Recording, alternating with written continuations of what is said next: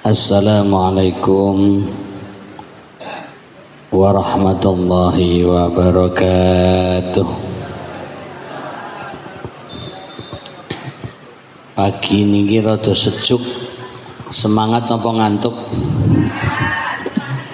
Oh, seger alhamdulillah. Wow, tugi mriki jam pinten, Bu? Wah, bar subuh. Mantap. Jadi saya sendiri tadi sudah, ini acara yang ketiga bagi saya.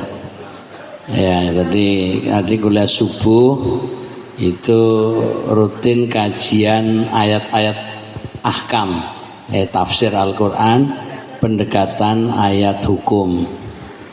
Itu di komplek perumahan dosen UMS. Kemudian yang kedua tadi di masjid tadi namanya Nurul Falah Karangasem. Jadi saya agak terlambat, mohon maaf karena kajian yang kedua baru selesai jam 7. Jadi langsung meluncur. Biasanya ada menu makan, harapannya nggak ono maam liyane ngono. Ya alhamdulillah sekarang sudah bisa bertemu Bapak Ibu.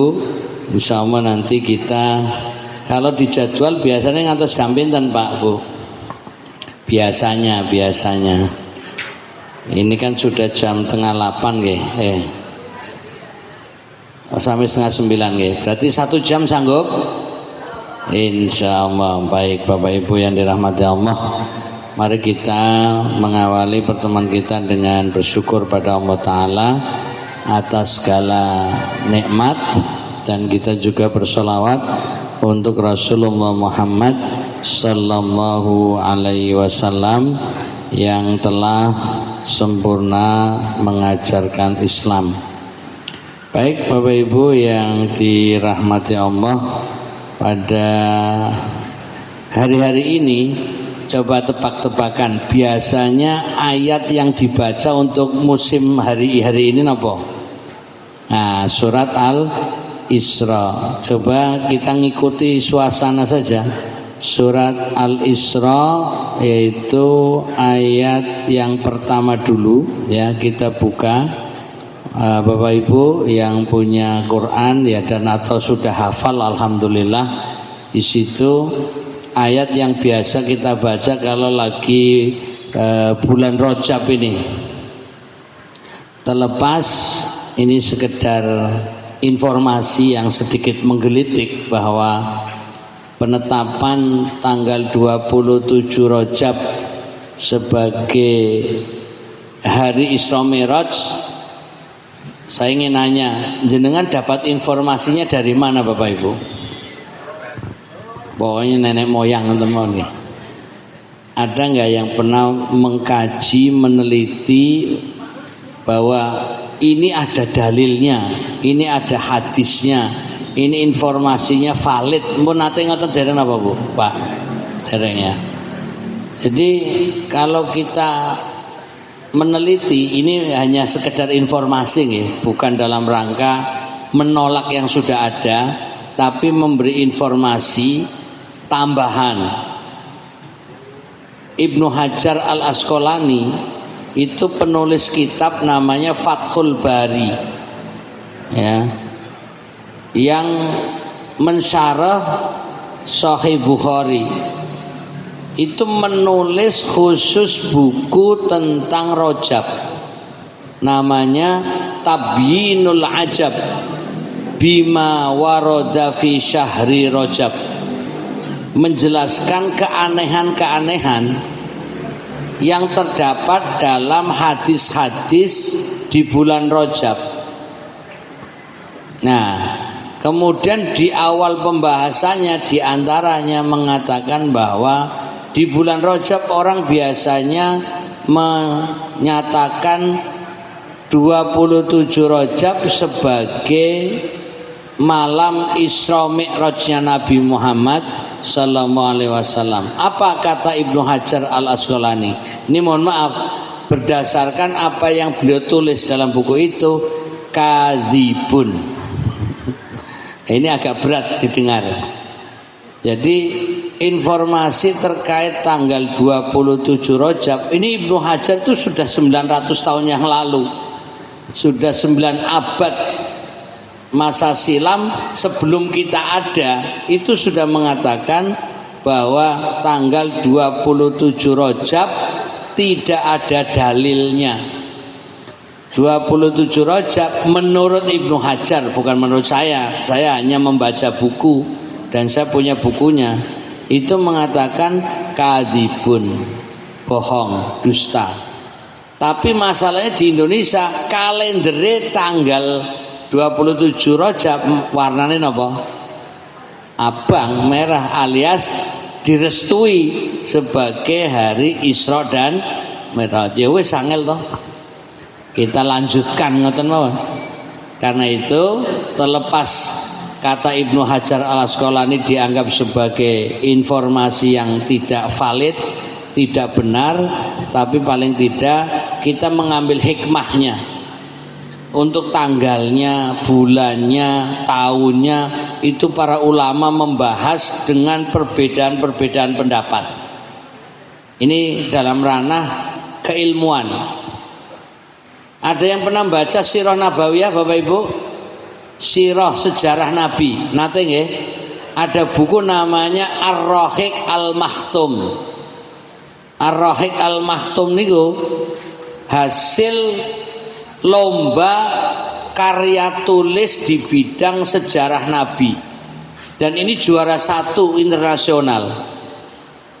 Membahas tentang waktu Isra Mi'raj itu ada 6 pendapat.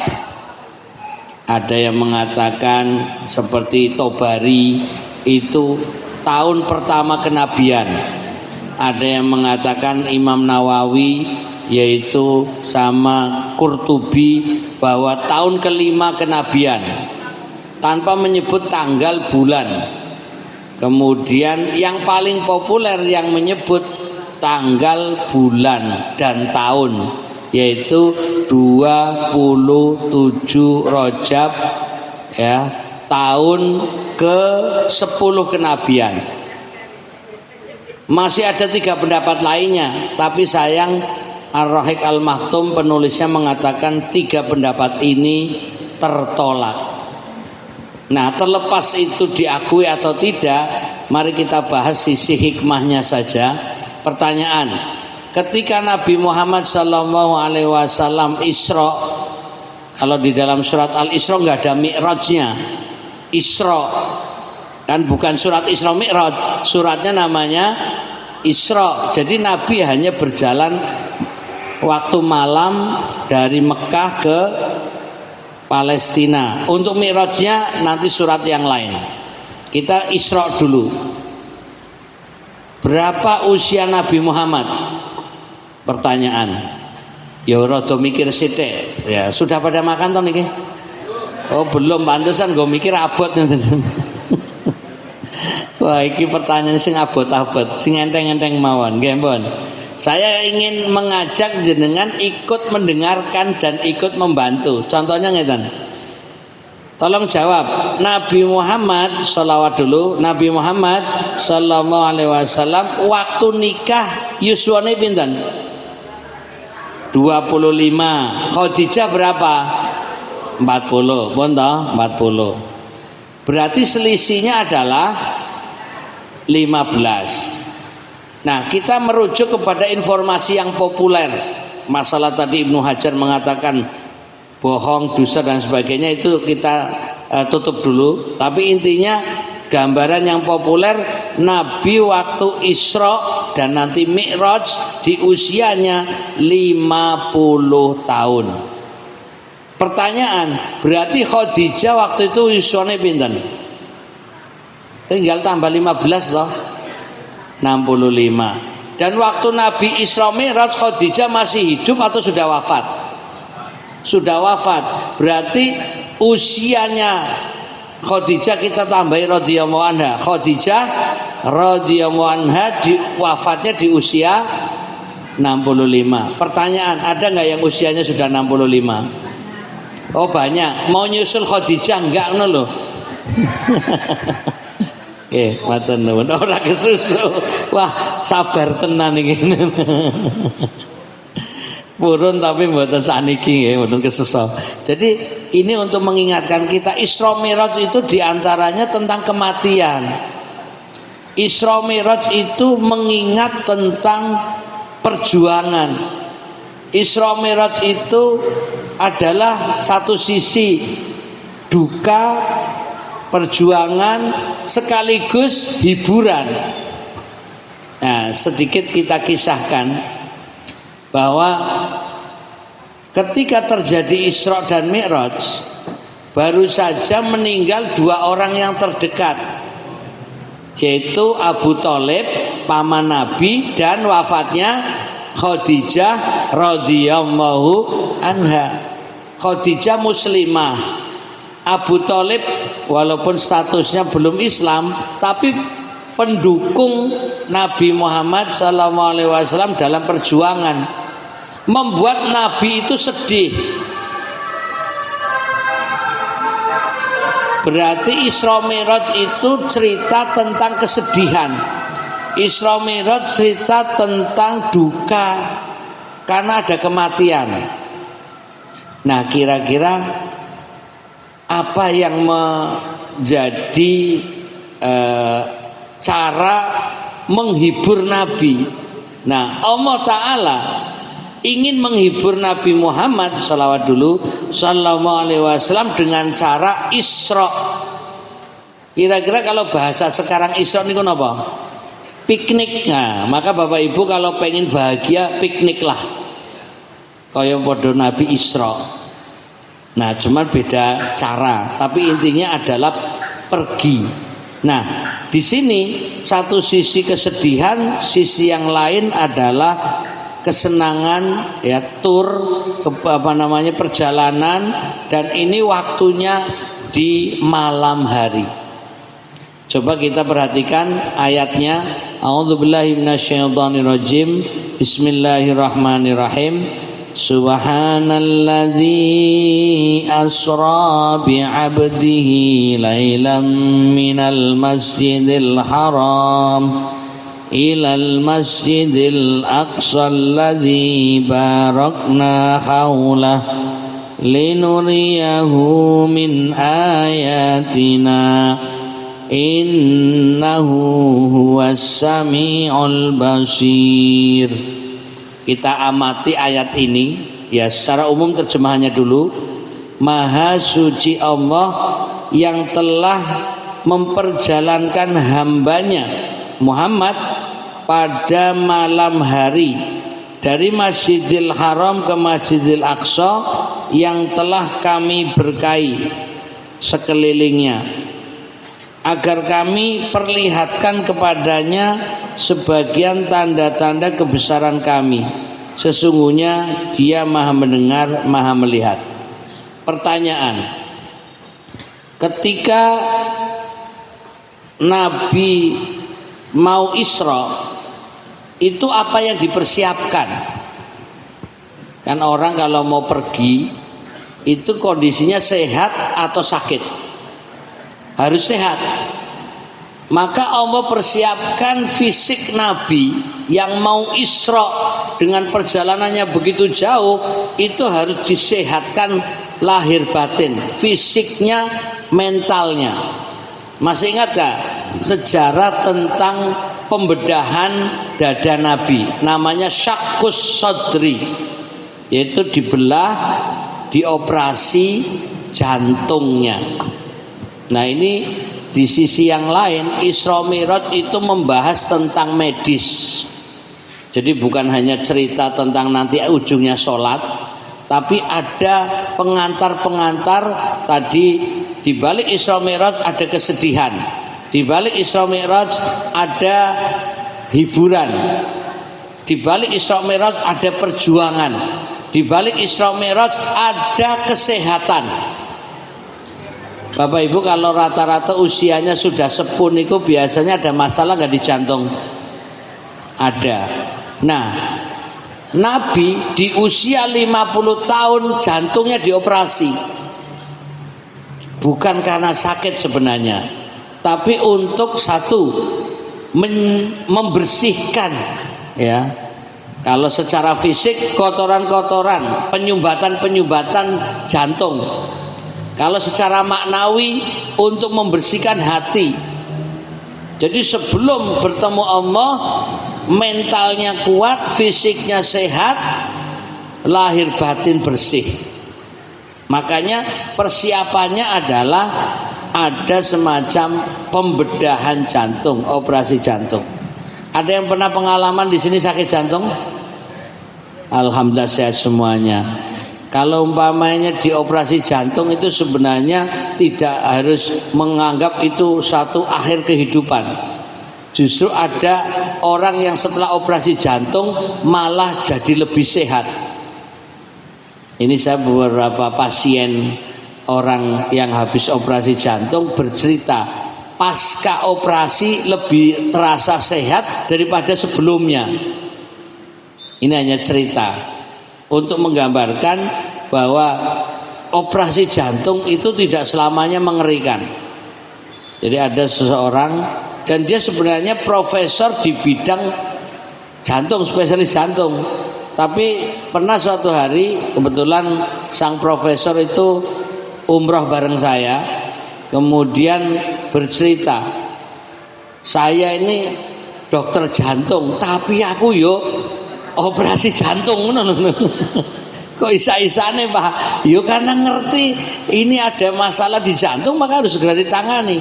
Bahkan dulu ketika saya mau mulai milih untuk ambil spesialis jantung, karena anak saya itu bocor jantungnya. Jadi menginspirasi harus tahu tentang jantung.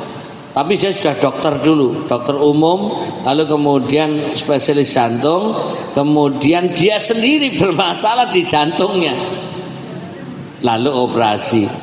Singkat cerita, dia menggambarkan sebelum operasi itu rasanya gerak badan berat, mau beraktivitas ini dan itu rasanya susah.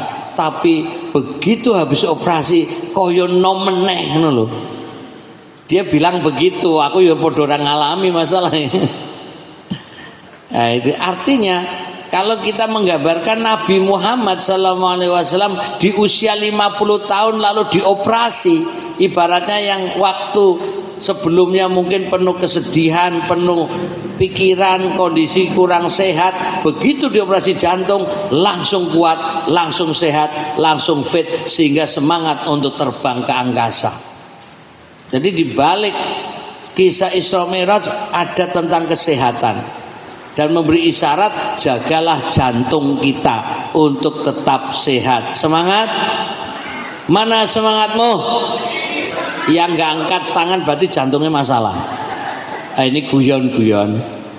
Coba angkat tangan ngaten ben keto sehat atau mana semangat, jawab ini semangatku ngono ben keto jantungnya kuat to lho. Mana semangatmu? Ah, ngoten ora semang melu mlayu-mlayu mun sehat mriki. Lah masalah saya tadi dalam perjalanan kan ono wong sing mlayu-mlayu yo ketok jantung sehat.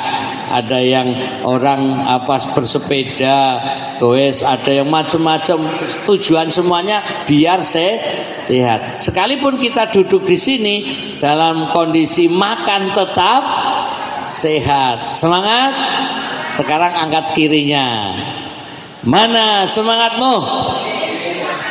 Kok yo ora kompak to sing mburi niki. Sepindah malih. Mana semangatmu? Alhamdulillah. Ben ketok nom terus ngono lho. Alhamdulillah. Jadi Bapak Ibu yang dirahmati Allah, itu dibalik kisah Isra Mi'raj, walaupun nanti endingnya berkaitan dengan kewajiban sholat, tapi ada hal-hal yang perlu kita kaji juga, ya, di sisi kesehatan, kemudian juga menginspirasi tentang operasi jantung, menunjukkan bahwa Isra Mi'raj itu sudah memberi informasi adanya dokter spesialis bedah. Karena hadis sahih menggambarkan Nabi didatangi 3 malaikat yang berwujud manusia, dan mereka kemudian membedah, diantaranya Jibril alaihissalam. Itu hadis sahih riwayat Bukhari menggambarkan bahwa dibedalah ya dada Nabi. Nah itu kan untuk menggambarkan ternyata dalam Islam ada tentang ilmu bedah. Jadi kalau kita bicara tentang ilmu kedokteran, pembedahan atau dokter bedah, wah ini jadi sebenarnya sudah ada di zaman Nabi. Jadi umat Islam jangan sampai ketinggalan. Umat Islam harus berkemajuan. Umat Islam harus terinspirasi dengan teknologi. Termasuk kendaraan Nabi namanya apa? Buraq. Itu menginspirasi tentang pesawat terbang.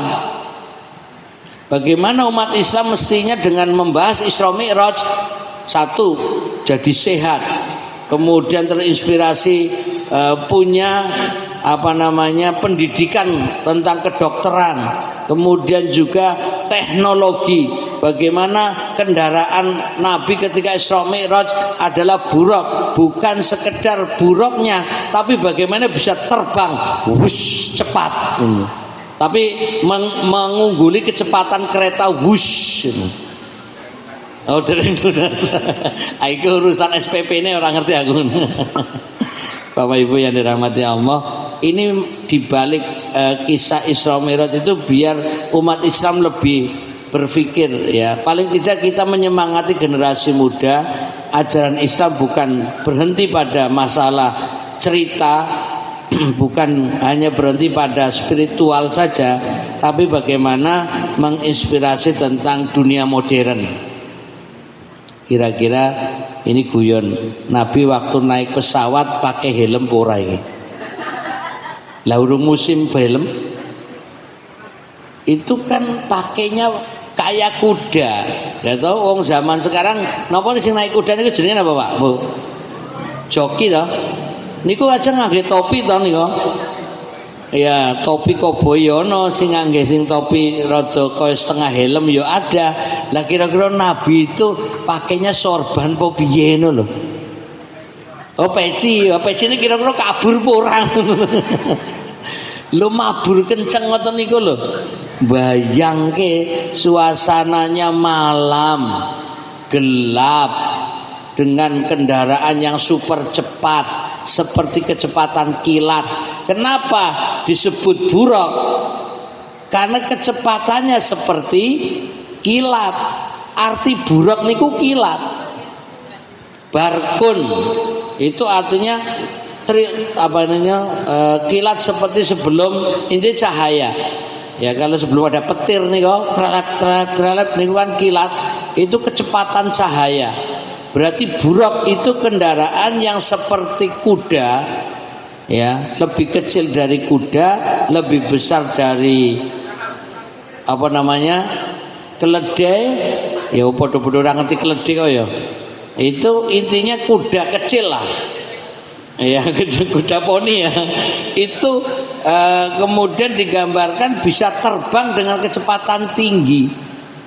Nah itu nanti dalam kisahnya cukup panjang bagaimana posisi kuda ketika terbang. Kira-kira pakai sabuk pengaman pora Nabi itu. Lah pas terbang masih dari Mekah ke dari Masjidil Haram ilal Masjidil Aqsa, dari Masjid Mekah ke Masjid Palestina, itu masih terbangnya datar. Lah nanti dari Palestina ke Sidratul Muntaha meluncurnya begini. Lah kira-kira pernah melorot ngoten lho, Pak. Pernah bayangnya mboten toh? Jenengan zaman dulu kalau Pak Kiai, Pak Ustadz nerangkan Isra Mi'raj apa ya ora ana sing takon, iki nganggo sabuk pengaman purang ngono lho. Aku dhewe harus jawab. Nah, ini kan keajaiban yang luar biasa. Dan kalau malam kira-kira kalau jenengan keluar itu pakai kendaraan yang sekelas motor saja.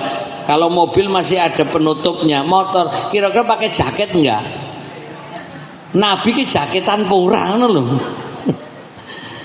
Wong saya aja barusan tadi dari Karangasem ke sini aja pakai kaos kaki, ya pakai jaket, padahal yo cedak banget dengan kecepatan rendah. Ngono yo pengen jaketan gitu. Bayangke Nabi dalam kondisi di situasi suasananya malam, angin kencang dengan kecepatan tinggi, tidak ada ceritanya nganggo sepatu, pakai kaos kaki, tidak pakai jaket, nggak pakai helm, nggak pakai kaos tangan, nggak ada rinciannya. Ono sabuk pengaman pora, nggak ada tulisannya. Nah ini kan untuk menunjukkan, wah ini berarti posisinya seperti apa gitu. Ya sudah, kita nggak bisa menjawab karena nggak ada keterangan, hanya menghayal sendiri gitu.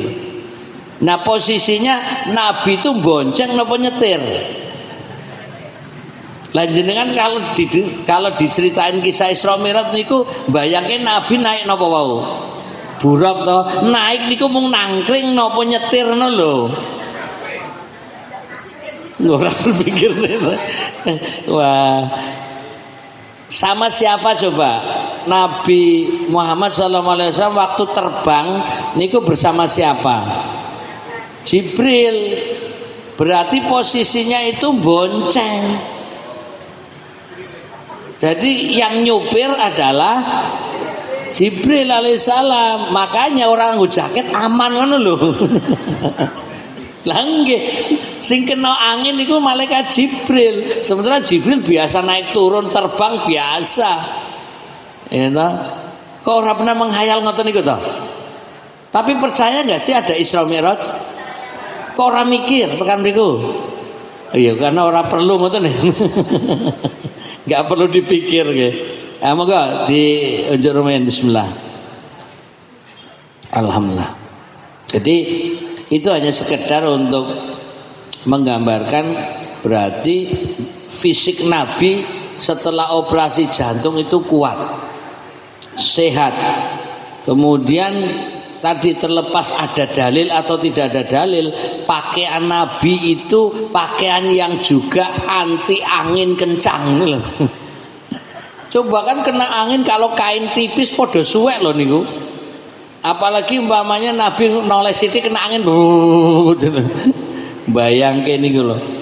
Nah ini kan berarti kondisi Nabi sangat fit. Tapi di balik kecepatan yang tinggi, Nabi bisa melihat kafilah-kafilah yang jalan. Ini menunjukkan buruk terbang rendah.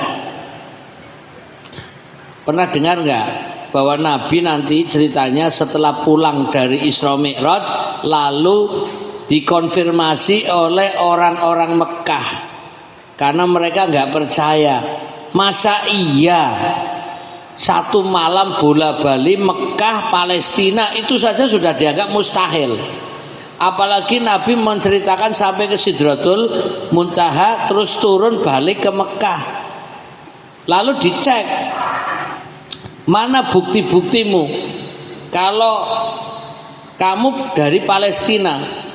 Nabi menceritakan tadi di jalan ada kafilah pedagang rombongan sekian-sekian. Jadi Nabi bisa melihat dan menginformasikan. Berarti kan di kecepatan itu Nabi bisa melihat siapa kafilah-kafilah yang lewat. Ya semuanya tentunya pemberitahuan dari Allah Ta'ala, tapi untuk menunjukkan bahwa di balik kecepatan tetap ada kesadaran. Artinya ngebuti orang ngawur ngono lho. Jadi kan orang kadang ngebut itu yang sembarangan ana enten. Jadi ngebut tapi terkendali.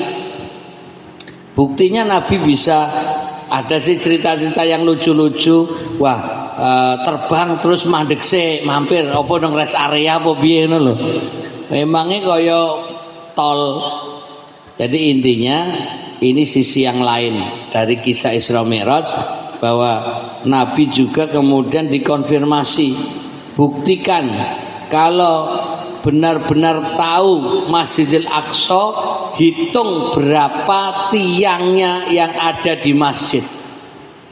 Saya ingin nanya jenengan tadi masuk ini jam berapa? Jam tengah 7. Sudah pernah ngitung tiangnya ini ada mana? Loh kan, padahal duduk dari tadi orang mikir toh. Ini aja udah berapa tuh? 2, 3, 4, 5, 6. Nabi so ngitung ngoten niku lho. Satu baris 6 kalikan 1, 2, 3, 4, 5, 6 ya 7, tinggal dihitung dewe. Itu contoh menggambarkan bahwa Nabi orangnya teliti, orang yang jeli. Itu adalah karakter pedagang. Jadi Nabi Muhammad SAW itu bisa melihat, wah ini peluang-peluang ataupun apa yang ada di depannya bisa terekam dengan baik. Itu baru contoh pertanyaan orang Mekah, buktikan kalau kamu memang masuk Masjidil Aqsa, sebutkan berapa jumlah tiangnya. Nanti kalau jenengan ditanya, coba benar nggak tadi pagi kajian di SFA ada berapa tiangnya? Kira-kira orang nasi ngitung nih, cepet Pak, hitung Pak. Pokoknya 6 kali 7, pinten Pak Bu? 42, kira-kira 42 niku. Kalau mau menghitung gitu. Sing duwe kadang orang ngitung niku. Ini hanya untuk menggambarkan ketelitian Nabi Muhammad sallallahu alaihi wasallam. Kemudian ketertiban dalam berparkir. Jadi Isra Mi'raj itu banyak hikmah yang bisa kita ambil. Karena buruk itu adalah hewan. Begitu transit turun di Masjidil Aqsa, apa yang dilakukan? Malaikat Jibril naruh di tempat parkir. Jadi tertib, ora terus turun tinggal begitu saja, ditali ya di tempat parkir yang biasa para nabi berhenti di situ. Ini juga menggambarkan tentang Isra Mi'raj, bahwa di balik Isra Mi'raj ada ajaran ketertiban, kedisiplinan, meletakkan sesuatu pada tempatnya. Itu parkir itu dibahas dalam Isra Mi'raj. Jadi kan pernah nggak Ustadz mau balik cerita parkir Nabi itu loh? Itu ada dalam hadis. Jadi bukan ngarang, bukan. Jadi semua yang ada dalam hadis itu sebenarnya untuk diambil pelajaran-pelajaran. Jadi ini namanya hikmah-hikmah. Kemudian juga masih ingat kalau ini ditawari minuman apa? Yang satu susu, yang satu khamr. Jadi begitu Nabi datang ditawari mau minum susu atau minum khamr. Khamr itu arak. Ternyata Nabi milih susu. Kalau tadi bilang ojo ke susu, ini minum susu Pak. Jadi artinya bahwa di situ untuk menunjukkan Nabi mengajarkan fitrah, mengajarkan minuman yang sehat. Di antaranya susu. Nah, malah kita dicampuri macam-macam. STMJ, napa mau niku? Susu, telur, jahe, madu, jahe, STMJ. Tapi suwi-suwi jadi pleset nih Pak Bu. Susu jadi sholat. T terus sholatnya terus. Tapi napa? Madu jadi maksiat. Ya, J jalan. Loh, STMJ jadi sholatnya sih terus, maksiatnya tetap jalan kan loh. Nah, ini kan menunjukkan gak istiqomah. Bahwa di samping kita sholat, tapi ternyata masih ada maksiat. Kira-kira di antara kita ada nggak yang bebas maksiat? Wajahnya kok wajah khusyuk kabeh to niki. Saking khusyuknya sampai merem, adem, merem, ayem. Nikmat. Baik, tapi alhamdulillah adem ayem meremnya di acara seperti ini, tolabul ilmi, pengajian adalah ibadah. Lalu bikinlah kata-kata ngantuk wong ngaji entuk ganjaran ngono to. Jadi mendukung si ngantuk, lanjutkan. Masih ngantuk enggak Pak Bu? Lanjutkan. Baik, coba. Mana semangatmu? Aduh, mau dahar toh ya. Semoga silakan, nggak apa-apa. Kayaknya sambil makan enaknya nih, biar melek. Moga-moga Pak Bu di samping moga. Ya, silakan snacknya Rahabi. Bismillahirrahmanirrahim. Monggo. Matur nuwun. Jadi itu baru kisah dibalik namanya parkir susu.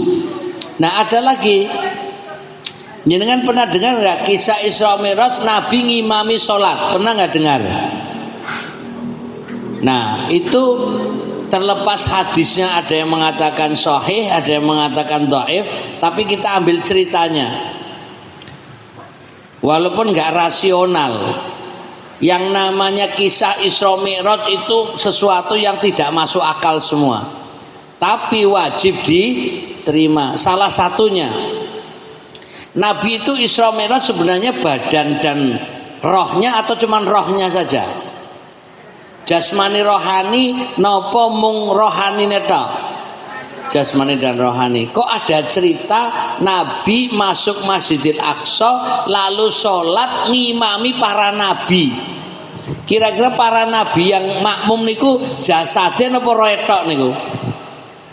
Pernah mikir mboten? Atau belum pernah baca ceritanya? Jadi ini kan kisah dari dahulu, jenengan sudah sering mendengar kisah Isra Mi'raj. Ada sholat ya yang dilakukan Nabi di Masjidil Aqsa, kemudian para nabi terdahulu itu semuanya makmum di belakang Nabi Muhammad SAW. Sekali lagi, terlepas ini hadisnya sahih atau dhaif belum kita ungkap, tapi ada kisah itu yang kita angkat sisi hikmahnya.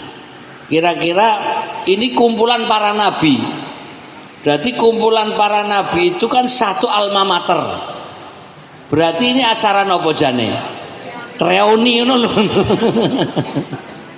Jadi reuni di balik Isra Mi'raj ada ajaran reuni ngoten lho. Makanya jenengan yang kumpul-kumpul ini ya, apa namanya? Amsun niki amal syuhada. Ini berarti acara nopo niki? Ah wis ngono wae. Berarti ini satu angkatan atau beda angkatan, Pak? Oh, satu angkatan. Apalagi kalau kumpul beda angkatan, tambah banyak lagi. Nabi kumpul beda angkatan. Coba ada Nabi Adam kan beda angkatan, itu kan alumni pertama nih loh. Dewean urun kancane kan manusia pertama. Ada Nabi Soleh, ada Nabi Ibrahim, itu kan beda generasi semua. Kemudian ada Nabi Musa, ada Nabi Isa, itu masing-masing kumpul. Dan yang menjadi pertanyaan, kok Nabi jadi imam padahal paling muda, alumni belum alumni malahan masih aktif. Seakan-akan gini, yang aktif ngimami sing pensiun ngoten loh. Ini untuk menggambarkan logika saja. Jadi bahwa Nabi ya mengadakan pertemuan dengan sholat berarti ibaratnya ada istilah reuni. Kedua, ini juga untuk menambah keyakinan dan kemantapan hati Nabi Muhammad SAW bahwa menjadi Nabi itu berat dan tidak sendiri, banyak teman-teman yang lain. Itu menginspirasi dan menyemangati biar tetap berjuang. Jadi seperti gini, ini saya cerita berdasarkan pengalaman. Ada pasien yang sakit jantung. Ketika di rumah dia sedih. Kenapa? Karena merasa umurnya sudah tinggal menghitung hari. Kenapa? Karena sakit jantung itu ibaratnya sakit yang sudah paling berbahaya. Karena jantung adalah alat paling vital, paling penting untuk organ tubuh.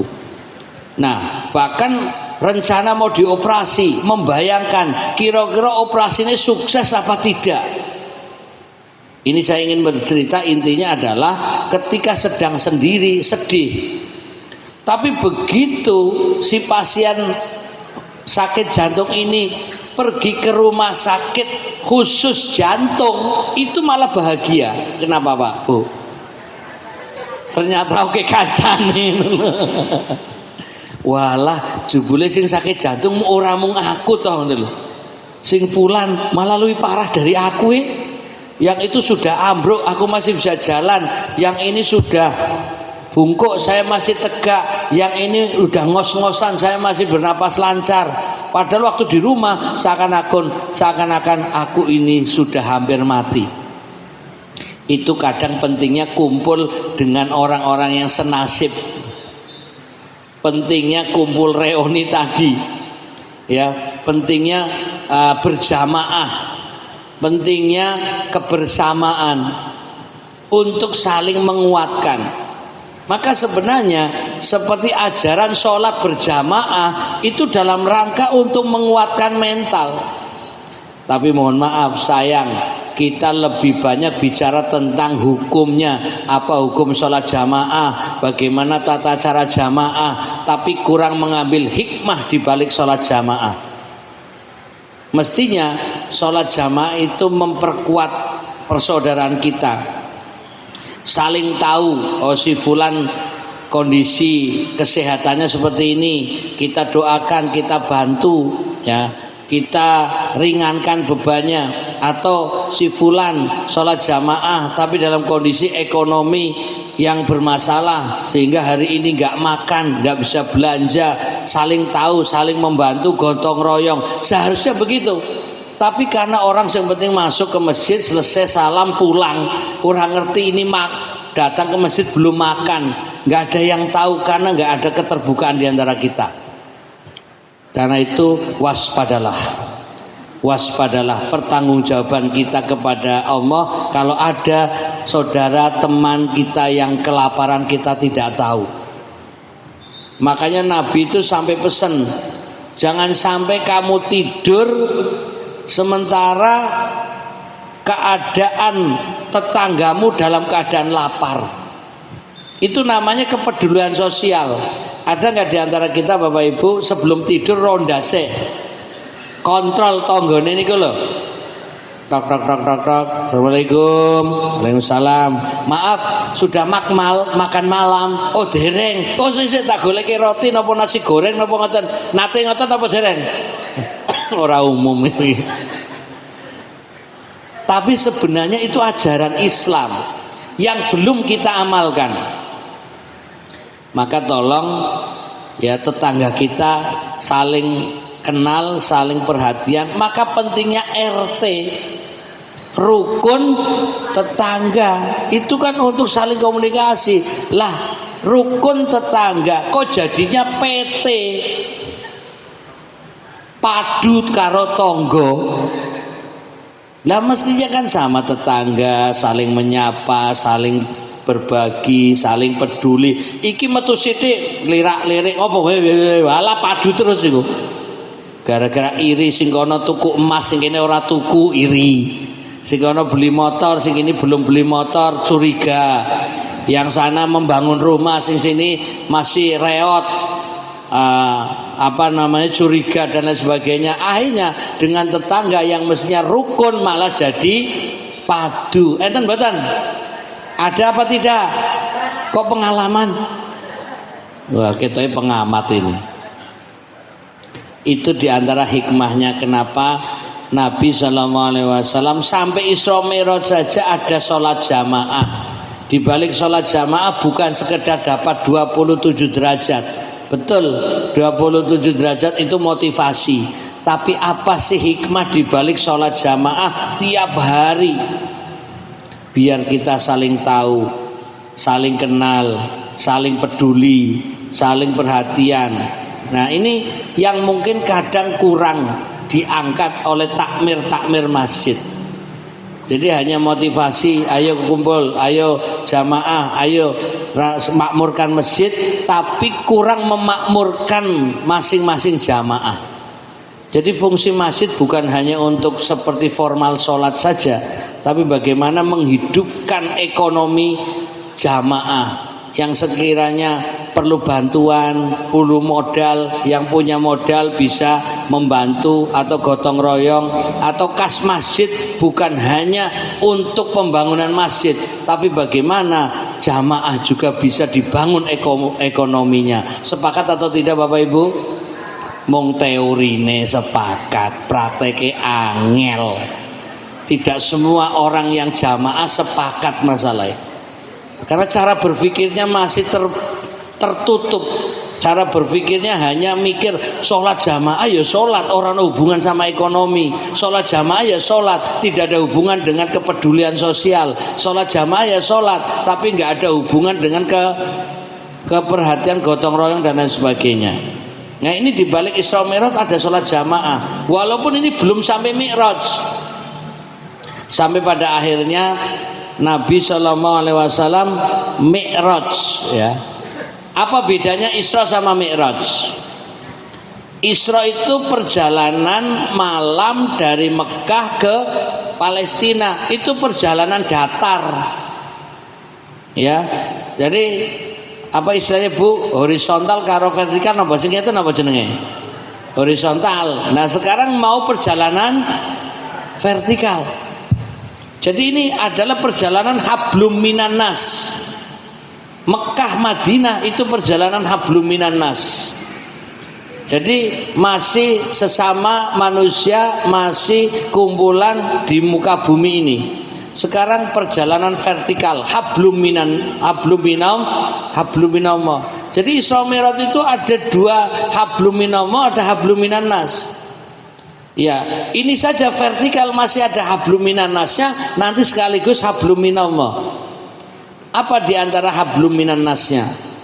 Dalam kisah-kisah Isra Mi'raj, Bapak Ibu sudah hafal, sudah tahu, dan bahkan sudah sering menyampaikan ini. Ada langit, ada pintu, ada penjaga, ada nabi. Nah ini untuk menggambarkan bahwa setiap pos itu ada penjaganya. Setiap langit ada malaikat, ada nabinya. Ya seperti kisah yang kita dengar populer, ketemu pertama Nabi Adam. Nah yang menjadi pertanyaan, tadi waktu sholat jamaah kira-kira wis kepagi kali Nabi Adam napa dereng niku? Seharusnya sudah ketemu kalau teorinya logika loh ini. Tadi di Masjidil Aqsa ada sholat jamaah, di situ kumpulan para nabi. Tapi begitu perjalanan vertikal ke angkasa, ini orang bahas tadi loh, nganggo sabuk pengaman pora loh niki. Melorot pora orang ngerti aku ya ora sembayange. Nabi pegangan pora ngono loh. Nah itu sampailah ke langit pertama, itu pun harus melewati pintu. Jibril malaikat yang terbesar saja itu nggak boleh lewat kecuali harus izin penjaga. Ini untuk memberi pelajaran, pejabat setinggi apapun harus mengikuti aturan. Jangan mentang-mentang berkuasa seenaknya. Coba Jibril alaihissalam itu sudah biasa lalu lalang naik turun langit bumi. Tapi begitu boncengke Nabi Muhammad salawat, yang ora salawat wis rada ngantuk ini. Nabi Muhammad sallallahu alaihi wasallam begitu sampai di pintu pertama itu masih ditanya, man, siapa Anda? Man anta? Ya, siapa kamu? Ana Jibril. Oh. Jadi penjaganya itu ya ora pekewuh, ana Jibril terus monggo enggak begitu. Man ma'aka? Siapa yang membersamaimu? Muhammad. Man huwa? Siapa dia? Jadi satpamnya ya tegas. Jadi satpam level malaikat. Ini untuk menginspirasi, setiap pos ada penjaga, ada pengontrolan, ada pengecekan, ada batas-batas wilayah. Ini juga untuk mendisiplinkan, tidak mengenal ini pejabat tinggi, ini orang istimewa, tetap harus prosedur. Seperti jenengan waktu haji atau umroh, ketika mau masuk bandara, nopo sing dicek coba? Paspor. Walaupun jenengan pejabat tinggi, tetap harus memperlihatkan paspornya. Jadi itu aturan, dan dalam Isra Mi'raj itu ada semacam itu. Setiap pos ada pertanyaan-pertanyaan. Jadi perjalanan Isra Mi'raj itu juga seperti halnya kalau kita perjalanan haji itu. Sederhananya ada kontrol data. Berarti kan ajaran Isra Mi'raj itu sudah lebih maju daripada yang kemudian ada zaman sekarang. Duluan mana model pengecekan pos sekarang dengan zaman Isra Mi'raj? Kan duluan Isra Mi'raj. Seharusnya Isra Mi'raj itu sebagai inspirasi aturan administrasi. Jadi bukan sekedar cerita Nabi terbang kemudian ketemu malaikat dijaga di pintu, ada penjaganya, lalu salam dan seterusnya. Betul, tapi di situ ada hikmahnya. Kemudian nanti ada dialog, ketemu dengan para nabi, ya diantaranya Nabi Adam, saling sapa, saling menyapa, saling mendoakan. Itu artinya ada kepentingan kita silaturahim dengan orang yang lebih tua. Jadi Nabi Muhammad itu muda, sementara Nabi Adam paling tua. Itu nanti disapa dulu. Kira-kira ini ajaran hablum minan nas juga, agar kita saling menyapa, bahkan silaturahim ke orang yang lebih tua. Makanya Nabi pesan, sambunglah silaturahim dengan teman akrab ayahmu. Jadi maaf, umpamanya kita punya bapak kita dulu akrabnya dengan siapa? Lalu bapak kita meninggal, maka Nabi mengajarkan setelah meninggal bapakmu, datangilah teman bapakmu untuk bersilaturahmi. Masih nggak kita mengamalkan ajaran ini? Ketoy wis kanca bapakne ya wis ora urusan, ora ana hubungan itu. Masalahnya beda level biasanya.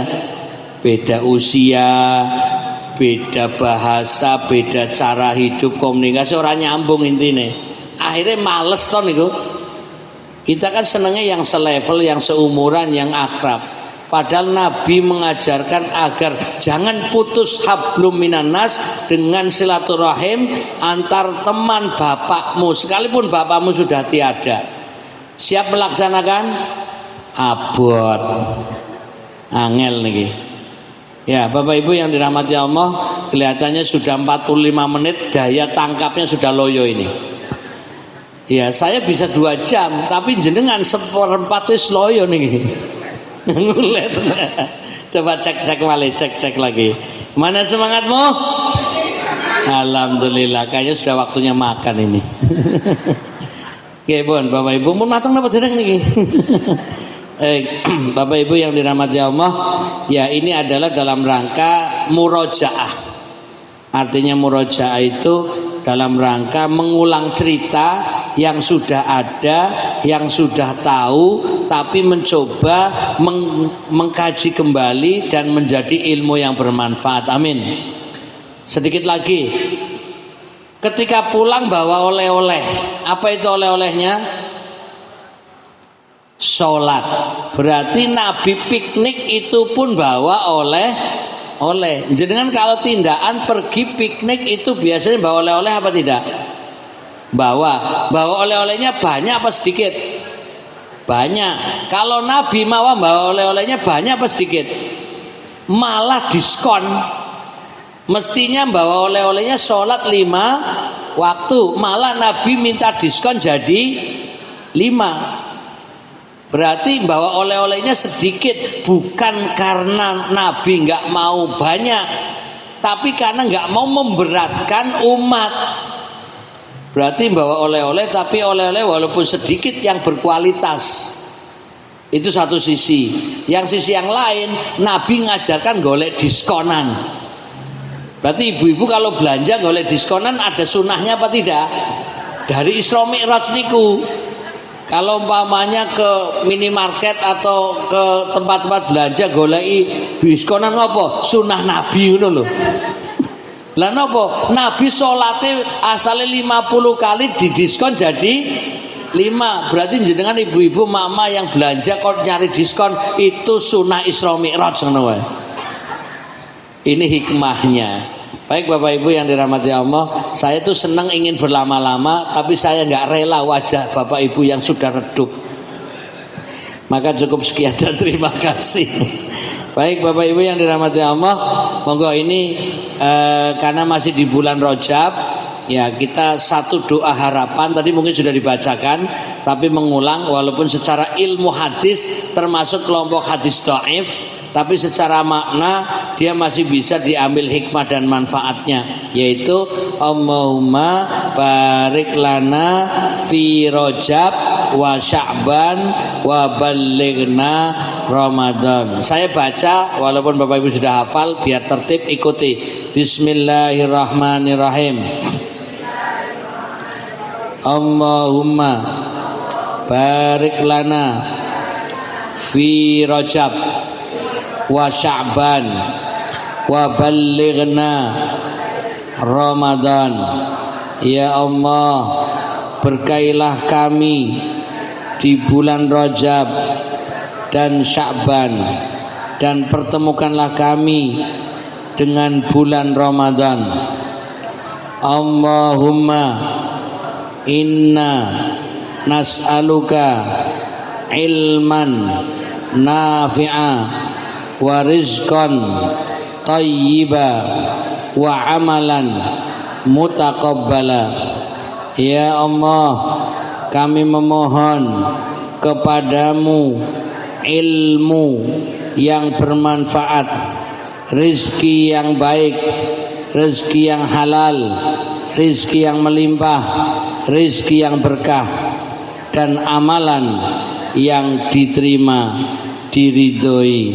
Allahumma amin. Al-Fatihah. A'udzubillahi minasyaitonir rajim. Bismillahirrahmanirrahim. Alhamdulillahirabbil alamin arrahmanir rahim maliki yaumiddin. Iyyaka na'budu wa iyyaka nasta'in. Ihdinas siratal mustaqim siratal ladzina an'amta 'alaihim ghairil maghdubi 'alaihim waladdallin. Amin. Matur nuwun, terima kasih, mohon maaf lahir batin. Wabillahi taufiq wal hidayah. Assalamualaikum warahmatullahi wabarakatuh.